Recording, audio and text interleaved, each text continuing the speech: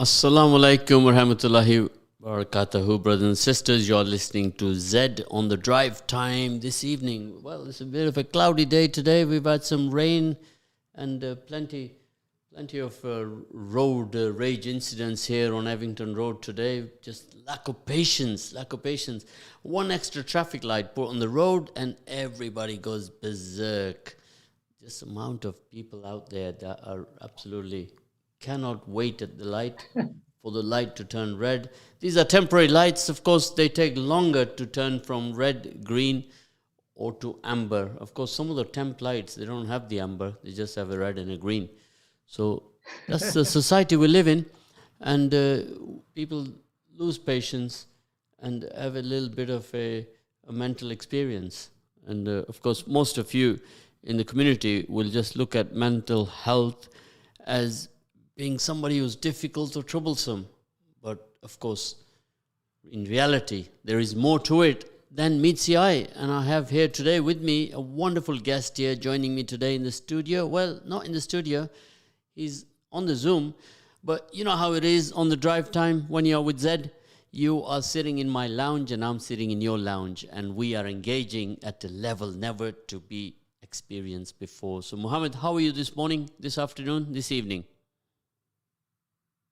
Can you hear me, Mohammed? Me. Yeah, I can hear you. Of course, Mohammed, we also have a Mohammed in the studio here. So when I say the name Mohammed, both of them were a little bit confused as to which one I was referring to. But Mohammed, if you'd like to introduce yourself to the good people of Leicester. Assalamu alaikum wa rahmatullahi wa barakatuh. My name is Muhammad Muhassan Khan, so you can call me Muhassan Zed. I was born in Bangladesh 37 years ago, and I came to the UK when I was 1 year old. I've had a good life, alhamdulillah. I've got a big family, family of 10 of us, and a multitude of nephews and nieces. I was educated here. I've got a degree in English and politics. And then I started a master's degree in journalism, but I became mentally unwell for the first time. So I was unable to finish my course. So for the past 13 years, I've lived with mental health difficulties, mental health problems. And I've been held in hospitals altogether 7 times. 7 times. I mean, in total, I've been held in hospitals for about 7 years. All I want to say is that, there's no shame whatsoever in having a mental illness. It's physical, whether it's a physical illness, whether it's a mental illness, it's all from Allah Ta'ala, And as believers, we accept, what's written for us in our taqdeer, written for us in our fate. And I'm a mental health advocate. I try to fight against stigma. I try to fight against taboo. And I try to raise awareness however I can. Of course, Mohammed, it's kind of a problem that today in our younger generation, teenagers, right, at the beginning of their lives are beginning to become independent and they're meeting new people and they have this start of a mild form of depression, which then leads on to what we would say mental illness. Like earlier on, I said that we have, people will understand it to be difficult or someone who's troublesome and will very quickly label it as a person who's having some mental health issues. But just run us through the journey, like a typical teenager, what you have experienced with the people that you work with. All I want to say is that, I started blogging 1 year ago now. I started blogging after the first lockdown started, and the way that how that came about was quite interesting because I started doing research into mental health in the BAME community in the UK, and I found that there's a scarcity of resources. There's not much information out there. There's not many research taking place. There's no books written about it. But if you look at some of the kind of statistics, like risk of psychosis in Black Caribbean groups is estimated to be nearly 7 times higher than the white population. And why is that? What's the reason for that? Well, some of the one of the potential reasons is poverty, crime, um, and many of the factors. Genetics comes into it, chemical imbalance in the brain, and obviously within the Muslim community, there's a tendency to attribute um, all mental illness with jinn, evil eye, black magic. But all I say is that, yeah, as a Muslim, I believe in these things, but not every single case of mental health problems is linked to jinn, evil eye, or black magic. So the elements that they can be biological, they can be psychological, and even sometimes social, isn't it? Yeah, exactly. And all are extremely important for all of you listening in right now. And of course, all of you listening in at home right now, you may have had an experience. You may know a friend, a sister, a brother, a relative, and you will have, hopefully today, we can all ask questions to Mohammed, and we can all be having a better understanding. And as me and Mohammed were talking earlier on, there was a gentleman in the studio, and immediately he started to ask Mohammed a question. Of course, that went on for a little while, and we were not able to come to any conclusion because I said, look, we'll have to pick this up separately after the program. So what I'm trying to say is everybody out there knows someone who is afflicted in some shape, form, or manner. Is that right, Mohammed? Yeah, very, very much so. I just wanted to say, in our community, the Muslim community, just in the UK, not talking about South Asia or Middle East, but just in the UK, there's so much prejudice, there's so much stigma, there's so much taboo about this very important and very relevant topic. Um, Basically, from what I've read and from what I've come across, like a person standing in the community is affected if they find out that they've got a relative who's got mental illness or they have a mental illness. And there's actually research that's being carried out that people who've had mental illness, it's harder for them to get married because the potential spouse will say, well, I don't want to marry someone who's mental. I don't want to marry someone who's not going to be able to raise the kids properly, look after the kids properly, look after me properly. So there's it's like a widespread thing that it's really hard to get married once you've had a mental illness, especially if it's recurring, if it comes and goes, if it comes and goes. So it's quite sad and quite unfortunate. But also, the younger generation are a bit more open to causes of mental illness because mental illness can be caused by gene, it can be caused by genetics, it can be caused by trauma, it can get caused by a chemical imbalance. It has so many of a variety of causes that it could be. So the younger generation are quite a bit more open-minded about this. I think maybe that's because of Western education, but I don't know. I can't say concisely. Um, but the elder generation, the older generation, to them, mental illness is always equals spiritual reasons, like jadoo, evil eye, jealousy. So every case of someone having depression or someone not being successful in life, someone who hallucinates, goes through hallucinations. Like one of the symptoms of schizophrenia is hallucination, and hallucination is basically when you see, hear, smell, or taste something that other people can't see, taste, or hear, and it's all in your own mind. Me personally, like I've mentioned earlier, I've been sectioned and held all together on separate occasions, amounting to about 7 years. And I've met some great people. I've met some great members of staff. I've met some great patients. I've met some amazing people, on my journey. Uh, I was in hospital with an ex-lecturer. I was in hospital with a guy who used to earn 28 grand a year before he became unwell. So it can happen to anybody from any background, and it's not a sign of weakness. This is my message. Mental illness is not a sign of weakness. It's from Allah, yeah? Don't um, don't attribute mental illness to weakness. It's wrong.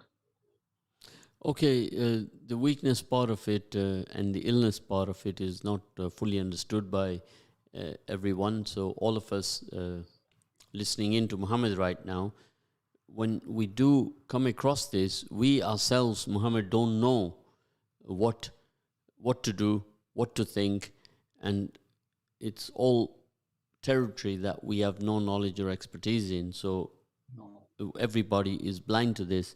So what I'd like to ask you, Muhammad, is that if somebody comes across and they have an issue and they have some symptoms, we're not going to know, right?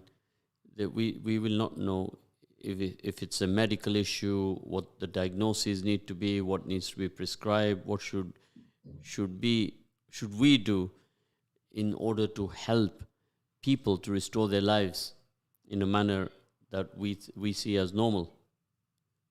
So how do we deal with this? It's a difficult one, Zed. All I would say is that there's nothing wrong with using the mental health service. There's nothing wrong with approaching psychiatrists and community nurses. There's nothing wrong with approaching psychologists. One interesting thing I came across was um, basically some of the earliest psychiatric wards were established in the Muslim world in Baghdad under the reign of Caliph Harun Rashid. So it's not anything new, psychology and psychiatry within the Islamic framework. So all I'd say is that there's nothing whatsoever wrong with um, approaching the mental health service. But if you want to assure, if you want to like, make sure that it's not spiritual, there's nothing wrong with going to a raki. A raki is a person who recites the Quran over somebody, and they basically recite parts of the Quran to the person and keep repeating it, with the hope of if there is a jinn, if there's a evil spirit, with the hope that the Quran will chase it away. So there's nothing wrong with approaching a Raki either, because although I say approach the psychologist, approach the psychiatrist, but there's nothing wrong So whatsoever what with Muhammad is approaching trying a to Raki as explain to well. you, all of you listening in right now, sorry to cut you in, Muhammad. Somebody just sent me a text to remind everyone that spirituality can also uh, play a part in mental illness, and we can't discount that. So No, we it can't. can be biology, can be spirituality, it can also be physical, right? Yeah, And we, as a layman or a brother or a sister, mother or father, we always start thinking negative to say, what will people say? Besti ho jayegi. yeah, And all yes, these negative concoctions start hitting your brain, and exactly. you forget about the person who is afflicted, and that person often will display different kind of symptoms one day. Now, often, Muhammad, I want to ask you a question. If that person continues to say, "You don't understand me," right? How, as a layman, should we deal with that? I believe in peer support, and peer support is essentially someone who's gone through the problems, someone who's been sectioned and held in hospital, someone who's had to take medication or has to take medication presently. I believe that it's up to people like myself and other people who like-minded people who will approach, or who other people can approach and say, well, this is what's been happening to me. Uh, like for example, hearing voices. I hear voices in my head. Is it a jinn speaking in my head? Should I think that it's a jinn, or is it something else? Can it be? Is it possible that it's something else? And the number of voice hearers is quite surprising, to be honest. A lot of people hear voices. So um, for somebody who's going through these Okay, symptoms, Mohammed, you've gone off track to my question. yeah, I have to interrupt you there. Well, the question was that yeah, if a person afflicted will say, "You don't understand me, yeah, you're not listening to me," yeah, and they have this repetitive mode in which they continually will keep saying that. So, how are we to deal with that? I mean, along with Without peer going support, down that road of what you peer mentioned support. earlier about Well, the Iraqi and the jinn and etc. um, I'd say education is very important because before I started looking into these things, I was a loss. I didn't realize what was happening to me. I didn't realize that other people go through the same things. I didn't realize that it's quite common. And I started reading books about it, articles about it. I've written a few articles myself about these kind of stigma in the Muslim community and things like this. So education is very important, not just for the person who's going through difficulties, but their carers, their family members. Um, they're married, their wife or their husband, because family support is essential to recovery. If you have a strong family support, it's very likely that you'll come through on the other side successfully. But I've come across cases before where when somebody gets sectioned Yeah, and they go through the procedure where they only sort of allow one person, be it the brother, the father, mother, or sister, or husband, or wife, to come and visit the patient. And they don't encourage that everybody in the family, you know what us Asian people are like, if you remember back in the day when your uncle came from Bangladesh or Pakistan and 59,000 relatives came to visit him, or when we're in hospital, right? How many people come along to yeah, come see you? And when we have a child born, and before that child is even completed his birth, the boxes of laddus are going around throughout our community. So it happens, doesn't it? it does happen. Yeah, So I now, mean, when somebody has a mild form of mental illness, they go through depressive episodes. All of you who are listening in right now, sometime in your journey of life, you will have come across people and they get severe, even to a point of breakdown, Mohammed. yeah, yeah, And exactly. it starts as mild, medium, and then severe, right? Severe, And when they do recover, that journey of recovery is very, very, very intense because so many things have to happen now. If you mentioned earlier on that family support, but when you're sectioned, they only allow one person. The reason they do that, as I was told by one of the specialist doctors, is that if so many people will come and visit, then they will have the wrong stimulation. The patient will have the wrong stimulation. right? Okay. I mean, I'm not really sure about this rule that you just mentioned because uh, over the years, as many times I've been sectioned and held, uh, they never actually restricted my family from coming. I see that Um, this is the question I'm asking because I'm asking you questions where a listener would have sent a text in, and yeah. I'll be reading that text and asking the question on his behalf. Oh, That okay. the Yeah. question was that if all the relatives or all the friends Yeah. and the circle they would come to see that person when they're sectioned, then you're saying that it's good for the person who's been sectioned. Well, obviously, it varies individual to individual. For myself, I hated being in hospital. I hated to be forcefully detained, and I hate to be away from my family members. So when my family members arrived with laddu and different kinds of food, I used to look forward to it.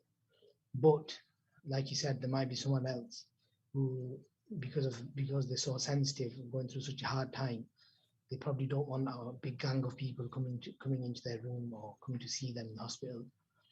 And there's the two main sectionings, the section 2 and section 3. With a section 2, you can be held for up to 28 days just for assessing you. And if after the assessment they find you to have a serious condition, they change that into a section 3. And on a section 3, they can keep you for up to 6 months for treatment. And So then section one, when they actually section you, that's called section one, is it? No. Section 2 of the Mental Health Act. I think, if I'm not wrong, it's 1984 Mental Health Act. According to those are the two main sections that I use, although there are many other sections. The two main ones are Section 2 and Section 3. And these are the ones that I personally was held under. When I was first detained 13 years ago for my first time, I was held under Section 2 in Stockport. And at the time, I was actually studying for my MA in journalism. And unfortunately, because of becoming unwell, I was detained and I was held in hospital for at least 8 months, 9 months. Uh, so initially, I was held on a Section 2, and then after a month, it got changed to a Section 3. And with the Section 3, they can keep you in hospital by force for up to 6 months. And then after that, every 6 months, they can keep lengthening it. I see. So this is quite intense, because people out there who have experienced, one of the text messages I've received is just a friend who went through a mild form of depression, which ended up as being mental illness. So what he's asking is that if we do get better aware and we have more knowledge, we can be able to assist somebody and guide them in the right direction, isn't it? Very early.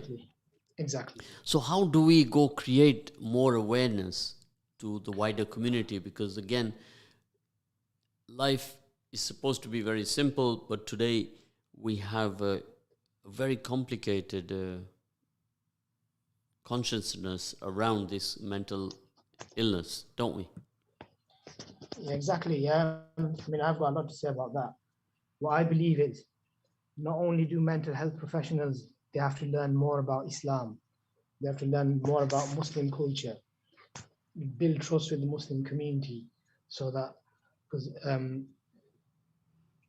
I also believe that community leaders and imams, they need to learn more about mental illness and spread a positive message to their congregants, and they should become vehicles for raising awareness and educating the community. So we're basically saying that we need icons of change management in the way we deal with this mental illness, yes? Very much so. And you, Mohammed, are an icon of change management, aren't you? Because you recently was commended for some of your work that you've been doing. Can you tell us a little bit more about that? Okay, so like I mentioned earlier, I started the blog. It was just a simple, basic blog started 1 year ago.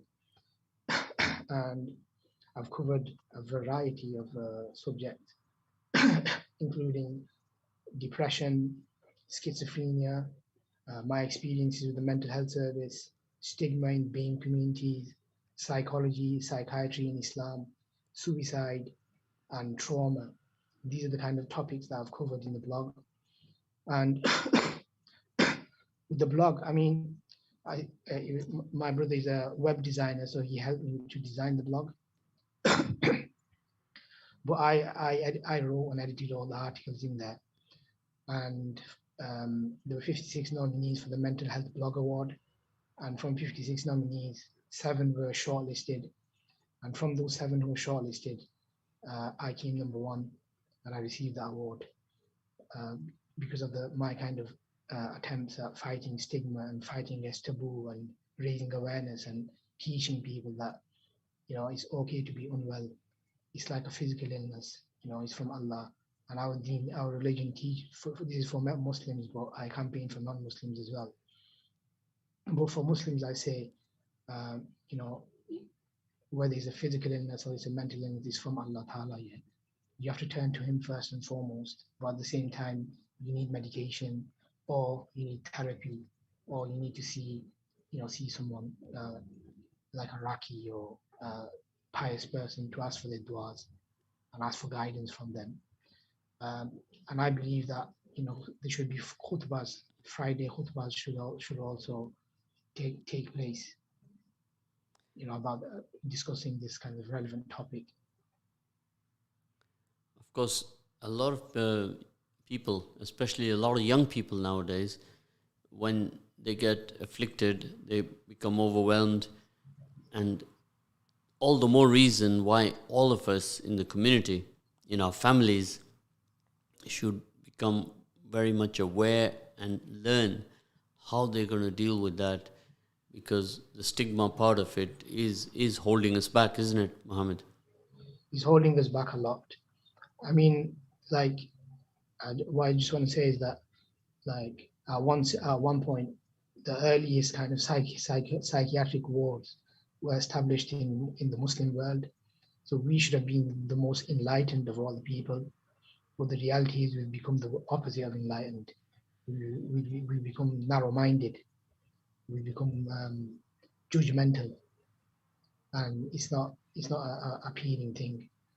But obviously, even in this country, in the UK, going back like 20, 30, 40 years, lobotomies were commonly used. ECT, electroconvulsive therapy, was commonly used. But there's been so much change, so much awareness has been raised, and now we have a system in place which is good, not perfect, but good. But if you compare to, like, for myself, uh, there is no mental health system in Bangladesh. There is no mental health system in Pakistan. There may be the odd hospital here and there, but as a whole, there's no system in place, But and that's why these horrid. right now, we have to be focused on what is happening here in the UK. Yeah, Because yeah, one of the frightening things that you have put forward today is that the Afro-Caribbean and the Asian community are absolutely hitting very high figures. Yes? very much so. I mean, like I mentioned earlier, Black Caribbean groups, risk of psychosis in that group is 7 times higher than the white population. Yeah. There's another fact here that I've got written down. Detention rates under the Mental Health Act during 2017-18 were 4 times higher for people in the Black or Black British group than those in the white group. And one last fact, findings from the last Count Me In census found that the number of people in the Asian or Asian British groups who spent time compulsorily detained in hospital rose by approximately 9% from 2005 to 2020. Of course, But like I mentioned, Mohammed, again, a response to a text that has just come in. You're listening right now to Radio Haj. You're listening to Zed on the Drive Time program. We are having a discussion with Mohammed from Stockport, and he's talking to us about mental health and the impact in our Afro-Caribbean and the Asian communities. And a very interesting discussion, because many people have had experience or know somebody who has had an experience. So I want to ask you a question, Mohammed. One of the questions that has come to us from one of the listeners is, how has COVID affected mental health during lockdown, during the pandemic? Wow. During the pandemic, I don't have any facts and figures with me at the moment, but I do believe mental health cases have risen exponentially because of the isolation, because of the fear, because of the paranoia that, I might get this illness, I might die, I could potentially get the illness tomorrow and die.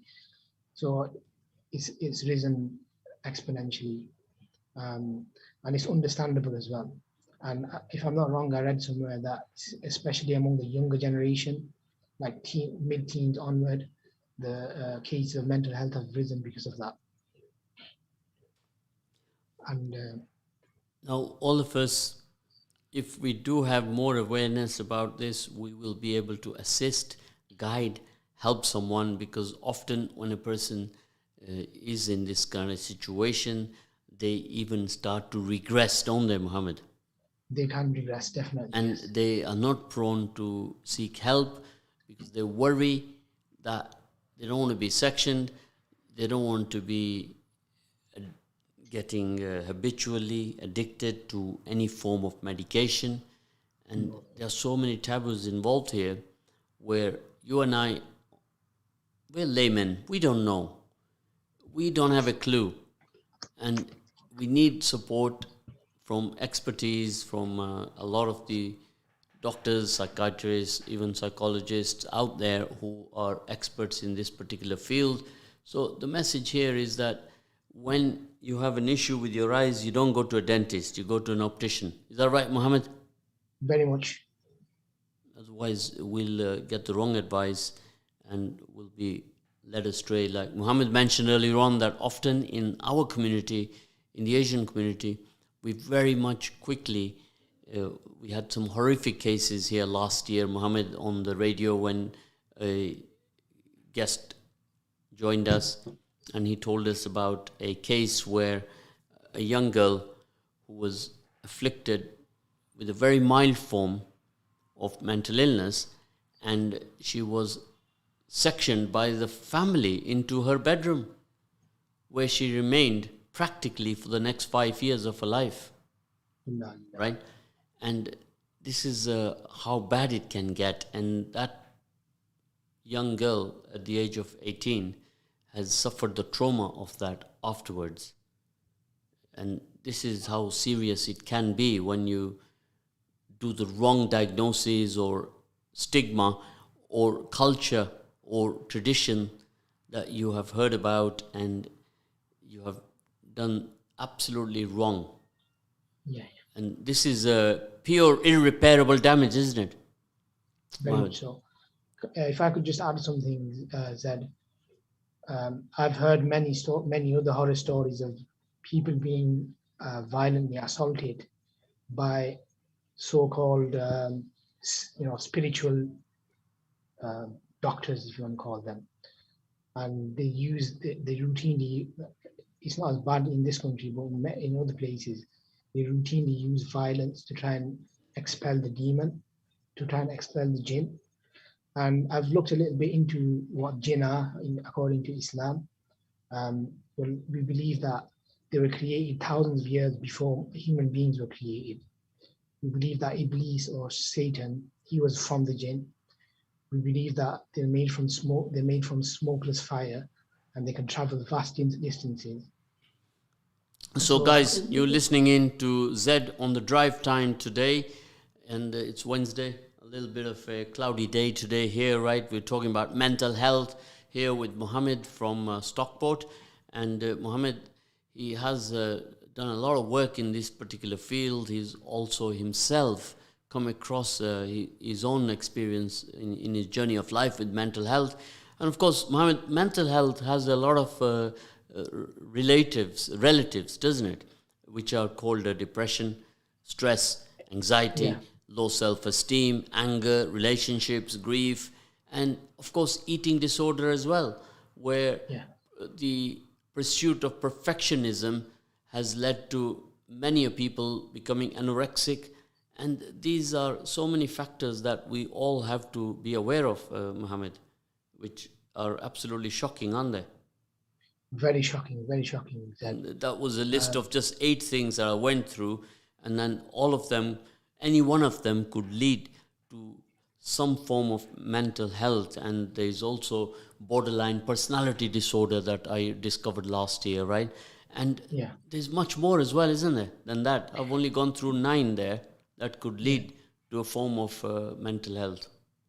Yeah, Yes. I mean, you didn't mention schizophrenia. There's bipolar disorder, schizophrenia, bipolar, depression. There's a variety of different illnesses, potential illnesses. I myself have suffered from schizophrenia. I've suffered from psychosis in the past.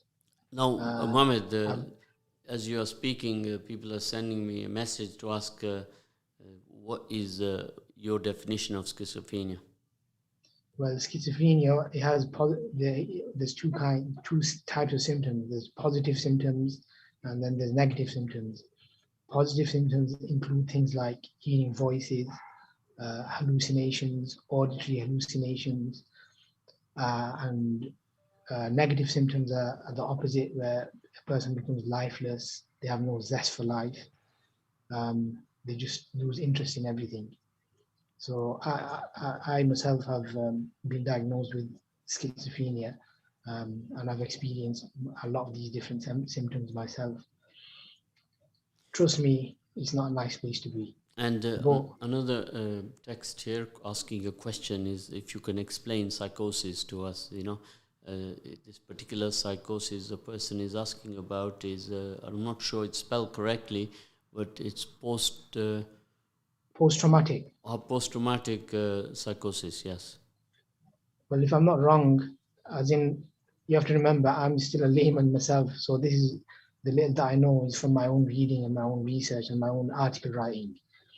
The post-traumatic psychosis, if I'm not wrong, is basically caused by some kind of trauma in someone's life.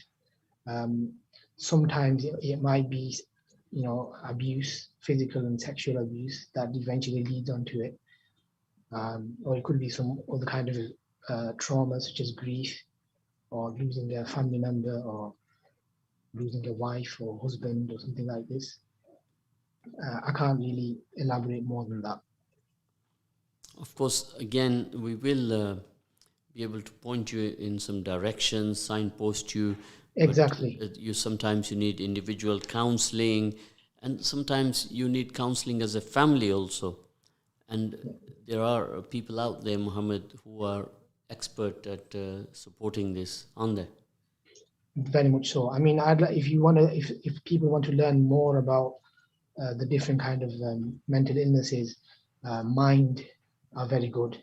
Mind are fantastic. Of course, I'll ask our producer to put the telephone contact of the studio right now on the screen. And if anybody wishes to ask a question, they can call in and discuss their particular situation, which is, you can call us in the studio on 0116 482 2086, or you can text us on 07748 855 055. You've been listening here today to Mohammed from Stockport and Zed from Leicester on Haj Radio, where we have been discussing this topic of mental health. Of course, this is a very important part of our community. Community development is all about our well-being, and well-being and mental health are totally connected. Are they not, Mohammed? Very much so, Zed.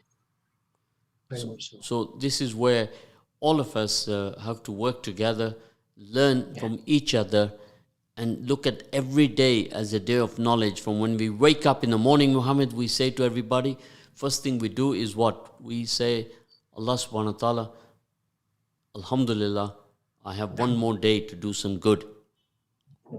And this is a great start for the day, and we should all be able to adhere to that. Of course, Zed, Mohammed, we are almost Zed, coming to the end of our program, so I would like you to do a little bit of a conclusion, right? And we will then, after this particular program, we will be joining Ustad Muhammad Aratan, and he will give us much needed knowledge on Islam, and the wisdom, the knowledge of wisdom can never be discounted. And if you're able to listen in, Muhammad, also from Stockport, you can share. I will do. Share some good wisdom from Muhammad Aratan. I will do, inshallah. Yeah, so I'm 37 years old. For 13 years, I've suffered from mental health challenges. I've met some amazing people. I've gone through a lot of grief. I've known 2 or 3 people who've committed suicide because of mental illness. I believe that we all have to become mental health advocates.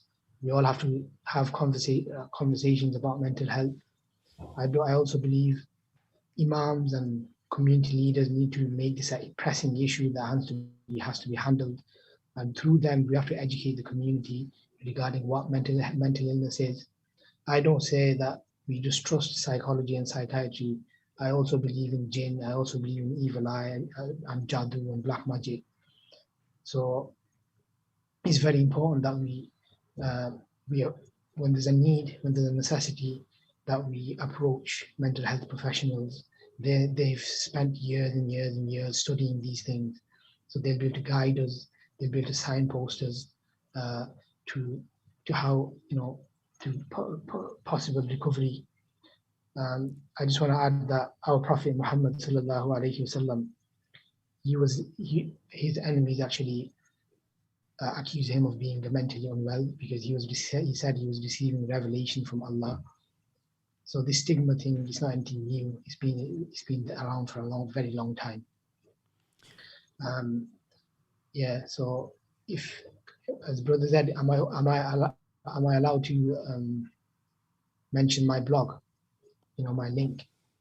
Yes, you can mention your link, and if anybody would like to go onto your blog, and they can pick up some tips from you, and can they communicate with you directly? Yeah, they can leave comments, and if they want two-way conversation, they can ask for it, and I'll contact them. Yes, of course. So, And of course, you didn't finish telling me about the award that you received. okay, the award, it was a national competition. There were people from America, people from Kenya who were part of the competition. There were about 2,000 votes cast altogether. And from 56 nominees, I made it to the final 7. And then on Saturday, I received the actual award in my category, which was Blogger of the Year, Mental Health Blogger of the Year. I'm really happy about this. I want to thank my brother. I want to thank Heathfield House. I want to thank Pennine Care. And I want to thank my family. And I dedicate the win to my dad, my late father, Rahmatullahi alayhi. Of course, for those of you who don't know and you haven't been watching the Olympics, mental health has taken a top role at the Olympics in order for us all to be aware of. Of course, you'll also not probably be aware of that even our British champion boxer, heavyweight champion boxer, Tyson Fury, he had also gone through bouts of mental health. And this is something everybody should be aware of.